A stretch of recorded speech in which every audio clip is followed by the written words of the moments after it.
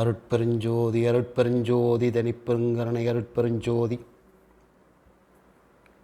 அனைத்து ஜோதிட உறவுகளுக்கும், உலகமெங்கும் வாழும் என் தாய் தமிழ் உறவுகளுக்கும், ஜோதிட ஆர்வலர்களுக்கும், பொதுமக்களுக்கும் என் நெஞ்சார்ந்த நன்றியும் வணக்கம். செவ்வாய் செவ்வாய் அதிக காம இச்சைக்கு காரகன். சந்திரன் என்ற மனோகாரகனை தூண்டிவிட்டு வேடிக்கை பார்க்கின்ற நபர்தான் செவ்வாய் அதிக காம இச்சைக்கு காரகன். ஒரு ஜாதகத்தில் சனிங்கிறது கர்மா. சனிக்கு 12ஆம் இடத்தில், அதாவது டிகிரி வைஸாக பாகை அடிப்படையில் செவ்வாய்க்கு 12இல் புதனும், செவ்வாய்க்கு 2இல், அதாவது 2ஆம் இடத்துல செவ்வாயும் இருந்தால் அந்த ஜாதகன் அதிக காம இச்சைக்கு ஆட்படுவான்.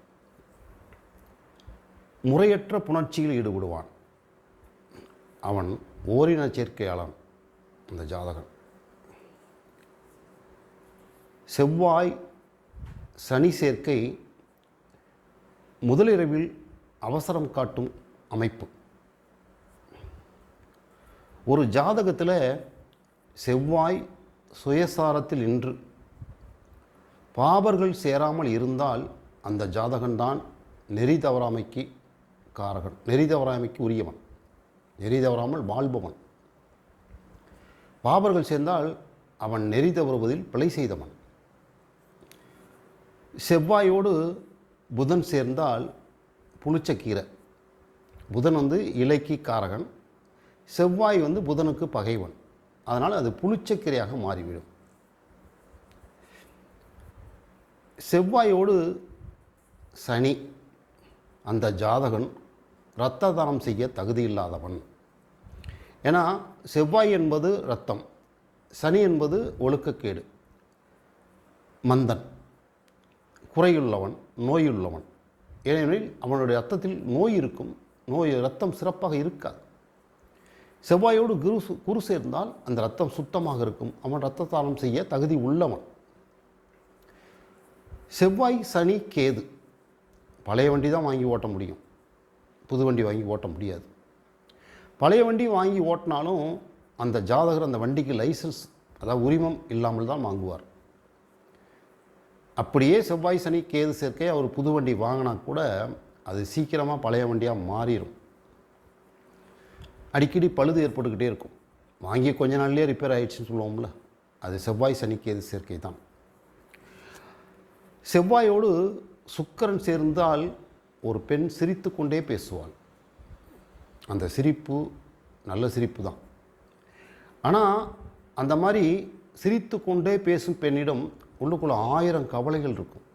நான் சொல்லுவேன், நீ வெளியில் சிரிக்கிறம்மா, உனக்குள்ளே நிறைய பிரச்சனை இருக்குது, சொன்னால் அழுதுருவ அப்படின்னா, ஆமாங்கன்னு அழுவாங்க என்கிட்ட ஜாதகம் பார்க்கும்போது. செவ்வாயோடு சுக்கிரன் சேர்க்கை நல்ல சிரிப்பு. செவ்வாய் சுக்கிரனோடு சந்திரன் சேர்க்கை உள்ளுக்குள்ள கபடவாத சிரிப்பு, நல்ல சிரிப்பே இருக்காது. அதுக்குள்ள சிரிப்புக்குள்ள ஒரு கேடு இருக்கும். அந்த சந்திரன் சேர்க்கை அப்படி பண்ணிடும். சிரிக்கும் பெண்களை நம்பாதே என்று சொல்வார்கள் அல்லவா. செவ்வாயோடு சுக்கிரன் சேர்ந்த பெண்ணை சிரித்தால் நம்பலாம். செவ்வாயோடு சுக்கிரன் சேர்ந்து சந்திரனும் இணைந்து விட்டால் அந்த சிரிப்பை நம்பாதே, அது போலி சிரிப்பு. ஒருத்தர் கையில் எப்போ பார்த்தாலும் நகத்தில் அழுக்கு எடுத்துக்கிட்டே இருப்பார்.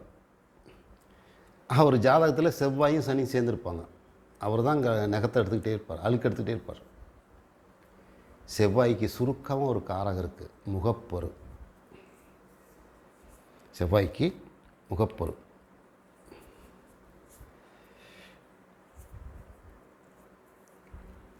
ஒருத்தர் நல்ல மாப்பிள்ளை வேணும், எனக்கு ஒழுக்கமான மாப்பிள்ளை வேணும் அப்படின்னா, ஒரு ஜாதகத்தில் செவ்வாய் சுயசாரம் பெற்று நல்ல நிலையில் இருந்து விட்டால், பாவர்கள் பாராது இருந்து விட்டால் அவன் ஒழுக்கமான ஜாதகன்.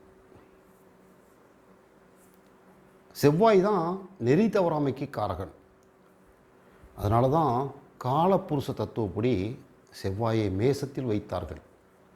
ஏன் ஒழுக்க நெறிக்கு காரகன் அப்படின்னா, ஒரு மனிதனுடைய பிறப்பு ஒழுக்க நெறி என்பது அவன் இரத்தத்தில் ஊறி இருக்க வேண்டும். காலப்புருஷ அவைப்படி கடக அம்மா சூரியனை தொடர்கிறாள், சிம்மத்தை தொடுகிறாள். ஒரு தாய் ஒரு ஆணை தொடுகிறாள், அப்பா என்கின்ற ஆணை தொடுகிறாள். செவ்வாய் மேசத்திலிருந்து 4ஆம் பார்வையால் கடகத்தை தொடர்பு கொள்கிறது. இந்த தொடர்பு நெறி தவறாத தொடர்பு. ஒரு ஜாதகத்தில் நெறி தவறாமை என்பது இரத்தத்தில் ஊறிப்போன விஷயம். அதனால தான் செவ்வாய் நெறி தவறாமைக்கு காரகன்.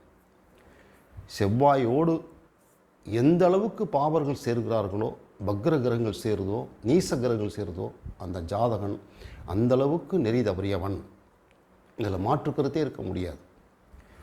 செவ்வாய் அதிக காம இச்சைக்கு காரகன். அந்த செவ்வாயோடு கேது சேரும் பொழுது அவன் காம இச்சைக்கு வரையறையே கிடையாது. அதிலிருந்து அவன் விடுபடவே மாட்டான். சாகும் வரை அவனிடம் இந்த கேது தடையை ஏற்படுத்தி கொண்டிருக்கும், திருந்த விடவே விடாது. இது போன்ற நல்ல அனுபவங்களை நீங்கள் எந்த வகுப்புகளிலும் தேட முடியாது. இதெல்லாம் நான் சொல்கிறது விதிகள் அல்ல, அனுபவங்கள்.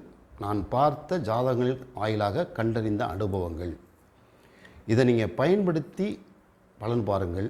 நான் சொல்லுகின்ற விஷயங்களை உடனுக்குடன் உங்கள் ஜாதகங்களோ உங்களுடைய நண்பர்கள் ஜாதகத்திலோ சற்றென்று பார்த்து பழகி பலன் சொல்ல கற்றுக்கொள்ளுங்கள். வளரும் ஜோதிடர்களுக்காகத்தான் நான் என்னுடைய சொந்த கஷ்டங்களை எல்லாம் புறந்தள்ளி விட்டு உங்களுக்காக இந்த காணொளிகளை நான் வழங்கி கொண்டிருக்கின்றேன்.